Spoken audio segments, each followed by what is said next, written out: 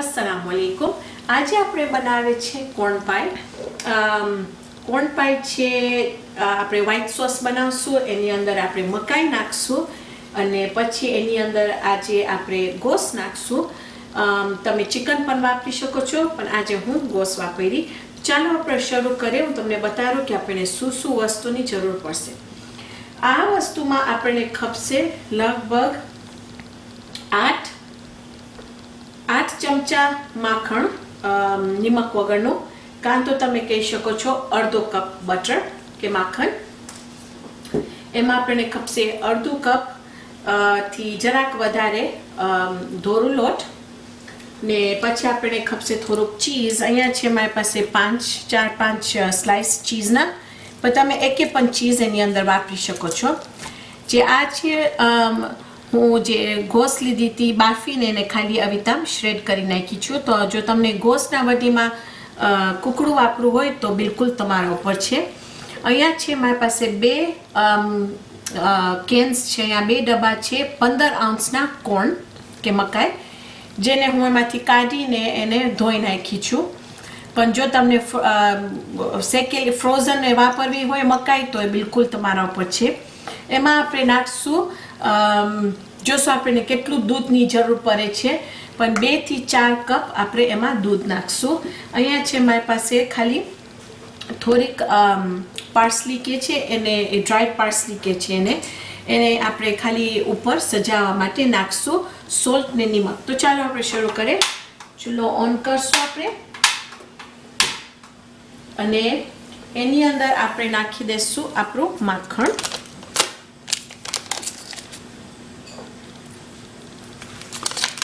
અને તમે આ વસ્તુ વ્હાઈટ સોસ તમે માખણ જો તમને નિમકવાળું વાપરવું હોય તો એ પણ તમે માખણ વાપરી શકો છો નિમકવાળું। એટલું જ કે તમને ધ્યાન રાખવું ખપશે કે તમે ઉપરથી જે નિમક નાખો તો જરાક ઓછું નાખો, કારણ તો પહેલાં તમે ચાખો કે તમને માખણની જરૂર પડશે કે નહીં, નિમકની જરૂર પડશે કે નહીં।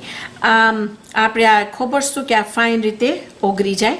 આ જે રેસીપી છે એ મારી મમ્મીની રેસીપી છે, એ બહુ બનાવતા હતા આ ને મારા બચ્ચાઓને એકદમ આ વસ્તુ ભાવે છે। મારે રમઝાનમાં એ પણ આ એકદમ વસ્તુ ફાઇન થાય છે ને જો તમને ખપતું હોય તો તમે એના ઉપર પણ થોડુંક મોઝરેલા ચીઝ છાંટી શકો છો કે કોઈક બીજું જાતનું ચીઝ છાંટી શકો છો ને ઓવનમાં બેક કરી શકો છો। પણ આ આપણે બેક કરવાની જરૂર નહીં પડે, કારણ કે આજે હું એમાં આ જ ચીઝ નાખીશ કે જે એની અંદર જ સાવ પોચું થઈ જશે। તો ખાલી જરાક જ ખોબરશું કે આપણું બટર ફાઇન રીતે એક વખત મેલ્ટ થઈ જાય।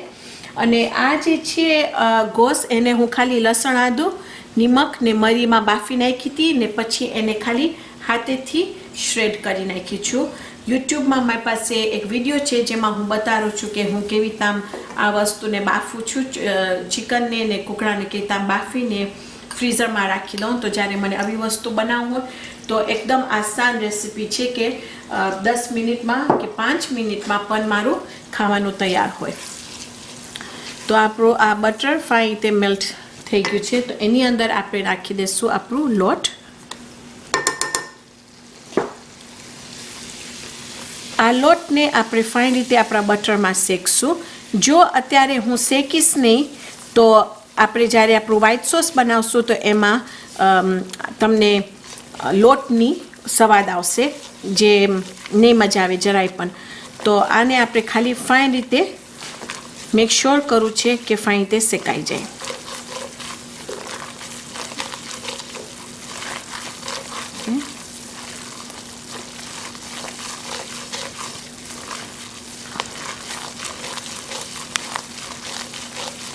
આ વસ્તુ એકદમ ફાઇન લાગે છે, કારણ કે તમે જો કોઈના ઘરે પણ કાંઈ લઈ જવાનું હોય કે પિકનિકમાં ક્રોકપોટમાં નાખીને પણ એકદમ મજા આવે છે। ખાસ કરીને તો વિન્ટર કે ઠંડીના મોસમમાં આ વસ્તુ એકદમ મજા આવે ખાવાની। આના સાથે જો તમે થોડુંક ગાર્લિક બ્રેડ કે લસણવાળું બ્રેડ આવે છે જે તમે એના સાથે ખાઈ શકો છો, તો એકદમ ફાઇન લાગે છે અને બચ્ચાઓને આ વસ્તુ બહુ જ ભાવે છે ખાવું.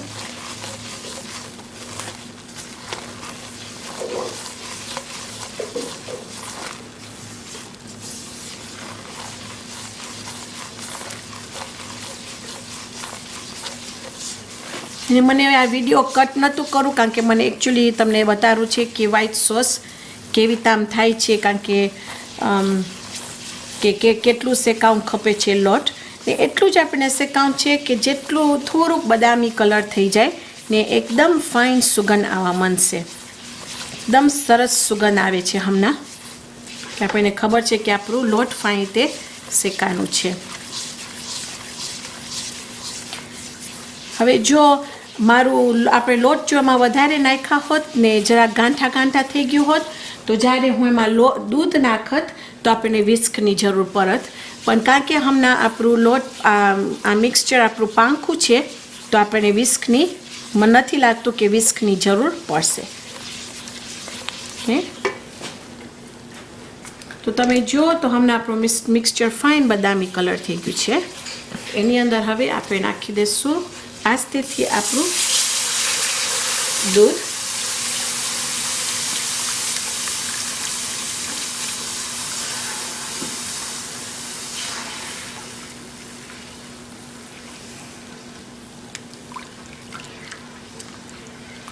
ને આ તમારા ઉપર છે. જો તમને એમાં વધારે મકાઈ નાખવી હોય કે તમને એમાં વધારે ચીઝ નાખવું હોય કે વધારે ગોશ પણ નાખવું હોય તો એક બિલકુલ તમારા ઉપર છે. તમને જેવી તમારી ડીશ ગમે તમે કરી શકો છો. હવે આપણે ખાલી આને મિક્સ કરશું ફાઇન રીતે કે જરાક ગાઢું થવા આવે. તો તમને જોઈ જો આપણું વ્હાઈટ સોસ આપણે જરાક પાંખું રાખીએ છીએ તો આપણું વ્હાઈટ સોસ એટલું ફાઇન થઈ જશે, કારણ કે આપણે એલું ગાંઠા નથી રાખ્યા અંદર, તો આપણને વિસ્કની પણ જરૂર નહીં પડે. ને મારો ચૂલો હાઈ ઉપર છે તો હમણાં જ ગાઢું થવા આવશે આપણું વ્હાઈટ સોસ. ને આ વ્હાઈટ સોસ એક વસ્તુ છે કે જે ઘણી બધી વસ્તુ આપણે ફેરોચીની અલ્ફ્રેડો છે, ઘણી બધી વસ્તુ વ્હાઈટ સોસથી બને છે.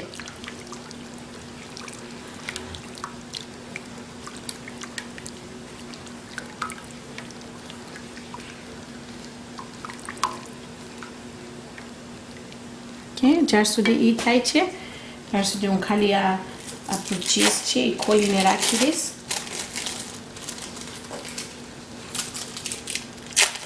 આની અંદર તમને જો તીખું ચીઝ આવે છે, શું કે છે ને મારી પાસે છે ફ્રીજમાં પણ મને યાદ નથી આવતું હમણાં,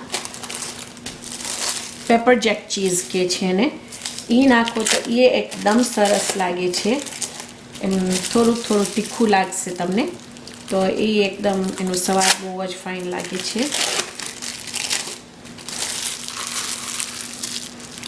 ને તમે જોશો તો ઓલરેડી આપણું વ્હાઈટ સોસ થવા આવ્યું છે. જોઈએ ઘાટું થાય છે.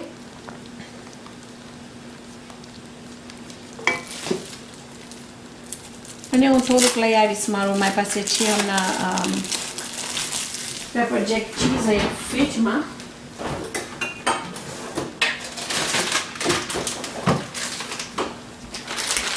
તમને બતાવું છે કે કોઈ પણ બ્રાન્ડ વાંધો નહીં આવે, પણ આ છે એને પેપર જેક ચીઝ કે છે.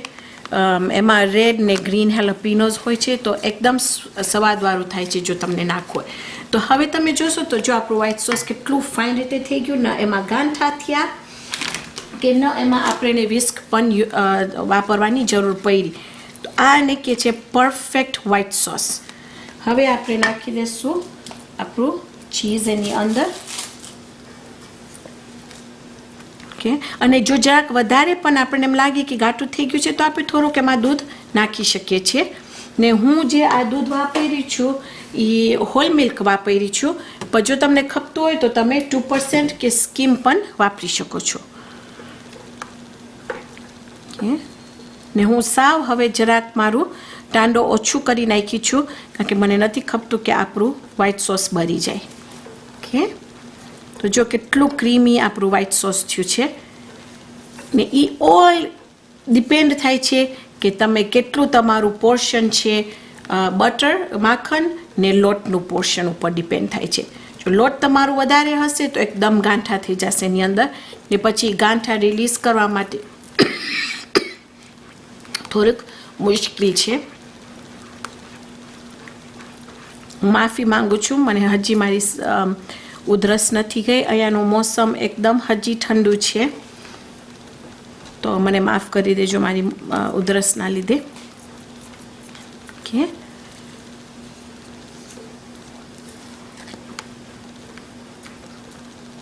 તો આપણું ચીઝ પણ એમાં ફાઇન રીતે મેલ્ટ થઈ ગયું.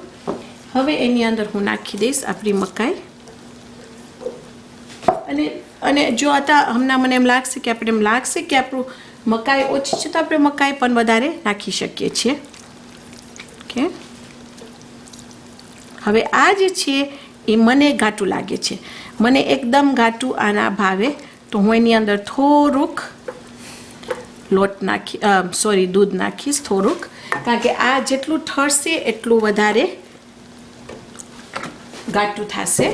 તો તમે જો કે તમને તમારા ઘરમાં કેટલું ભાવે છે. મારી મમ્મી છે એના ઘરમાં એ જરાક વધારે ઘાટું બનાવે છે, જેને મારા બચ્ચાઓને બહુ ઘાટું નથી ભાવતું, તો હું મારા ઘરમાં જરાક એને પાંખું બનાવું છું. ઓકે, તો ચાલો એ થઈ ગયું.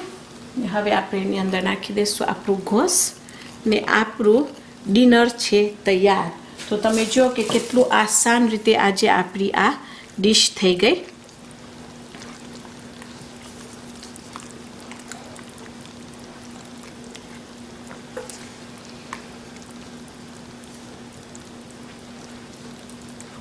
ઓકે, હવે આપણે ખાલી થોડુંક એમાં નાખશું આપણું નિમક,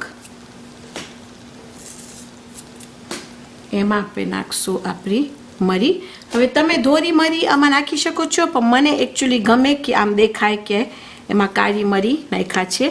તો બિલકુલ તમારા ઉપર છે કે જેમ તમને ગમે એવું. ઓકે, ચાલો આ તૈયાર છે આપણું.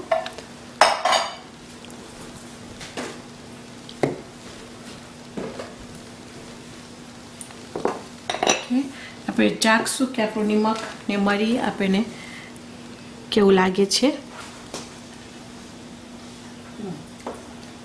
નિમક બિલકુલ ઓછું છે, થોડુંક વધારે એમાં નિમક નાખીશ.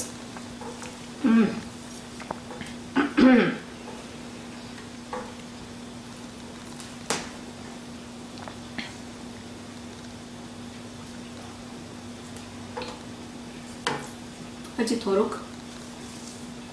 આ વસ્તુ હું રવિવારના બહુ બનાવું, કારણ કે અમે રવિવારના મદ્રેસાથી છૂટે પછી બધાએ થાયકા પાયકા હોય, તો આ વસ્તુ જો ગોશ તૈયાર હોય તો બનાવવાની એકદમ આસાન છે, ને બચ્ચાઓને પણ આ વસ્તુ ભાવે છે. તો મહિનામાં 1 થી 2 વખત હું આ વસ્તુ મારા ઘરે બનાવું છે.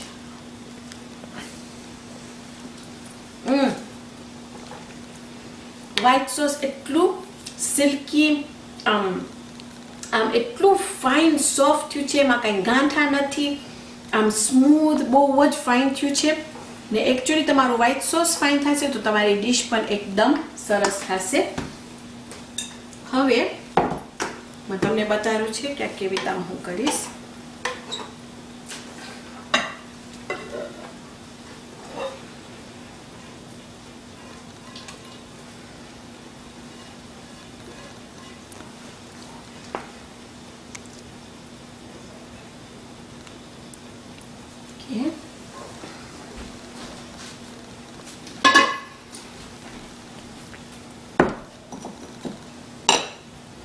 આના ઉપર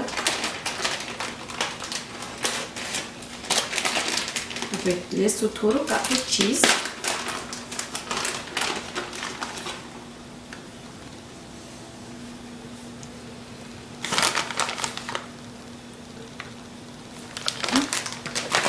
પછી આપણે લેશું થોડીક આપણી કોથમીર.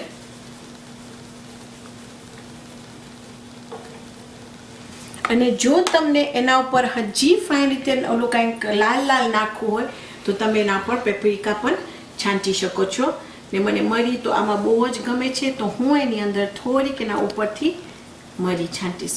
તો ચાલો આજે આપણે આપણું બનાવ્યા કોર્ન પાય જે છે મકાઈનું ડિશ. તો ઇન્શાલ્લાહ આજે તમને આ વસ્તુ બનાવશો તમને એટલું જ ભાવશે ને તમારા બચ્ચાને પણ એટલું જ સ્વાદિષ્ટ લાગશે.